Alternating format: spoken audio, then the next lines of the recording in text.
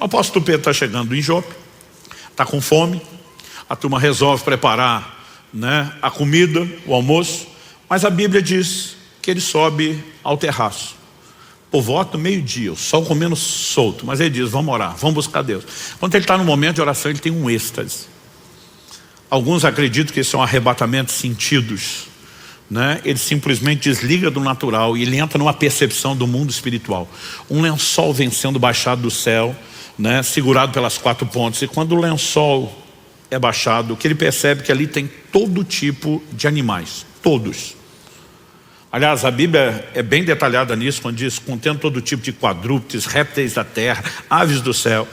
E ele ouve uma voz, bem sugestiva para quem foi orar enquanto está com fome e estão preparando o almoço. Levanta, mata e come. Pedro está em oração, ele sabe que é experiência espiritual, ele sabe que aquilo desce do céu e ele sabe que é Deus falando. Porque ele responde, de modo nenhum, Senhor. Deus está dando um comando, levanta, mata e come. De jeito nenhum, Senhor. Nem o Senhor vai me fazer desobedecer. Por quê? Pedro, como judeu, cresceu entendendo determinações, como lá do livro de Levítico, tem um capítulo inteiro falando, enorme por sinal, falando a respeito dos animais que eram puros e os impuros. Nós falamos semana passada sobre mudança de lei. Nós temos texto no Novo Testamento dizendo que Jesus declarou puros todos os alimentos. Essa distinção não haveria mais. Mas o propósito aqui da visão não era detalhar o que é que está acontecendo. E Pedro, antes não podia, agora pode. É o próprio Deus dizendo, come, de jeito nenhum, Senhor.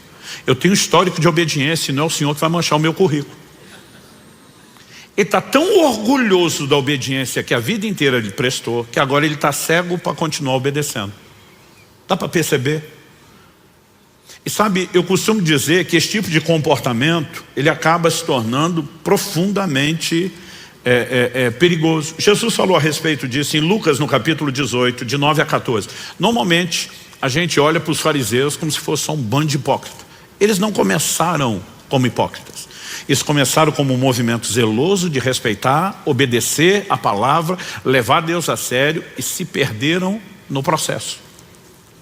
Lucas capítulo 18, de 9 a 14.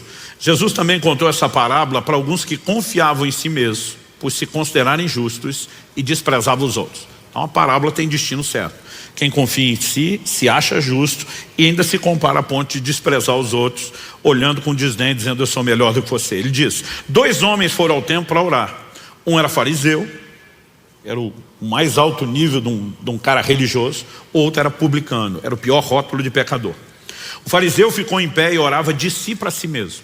Eu amo essa definição de Jesus. Orava de si para si, porque com esse coração não está falando com Deus e Deus não está ouvindo essa oração.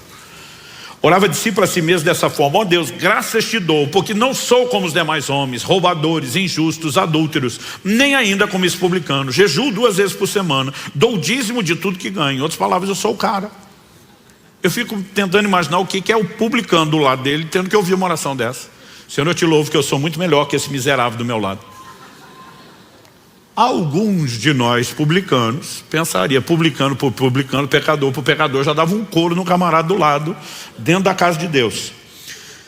A Bíblia diz assim, o publicano estando em pé longe, nem mesmo ousava levantar os olhos para o céu, mas batia no peito dizendo, ó Deus, tem pena de mim. Outra tradução diz, misericórdia de mim que sou pecador. Digo a vocês que este desceu justificado para sua casa e não aquele.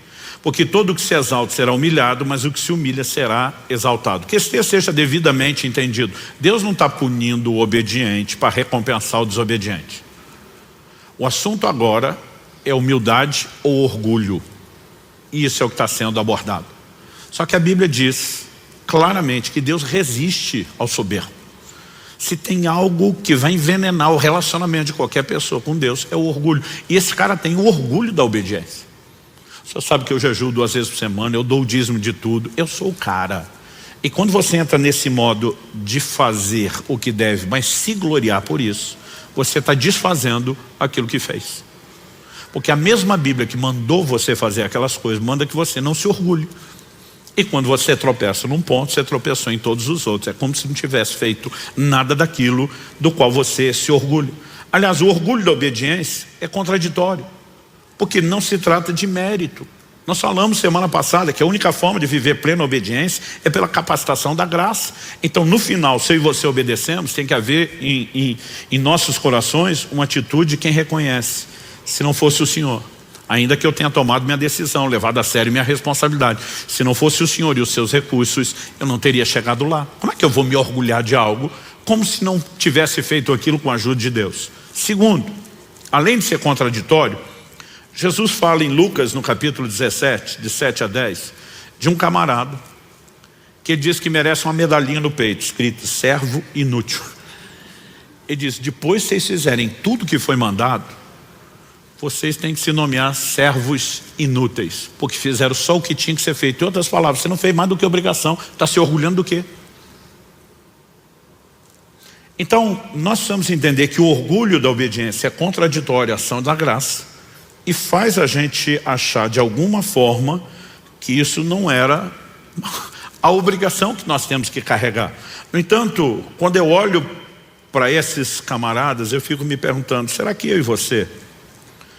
O fariseu ainda é mais fácil a gente dizer, não, esse aqui não era dos melhores não, mas você pega Pedro, um líder exemplar, uma das colunas da igreja, e o cara está dizendo para Deus, de modo nenhum, Senhor. Então a pergunta é, será que pode acontecer comigo, com você? A resposta é com certeza.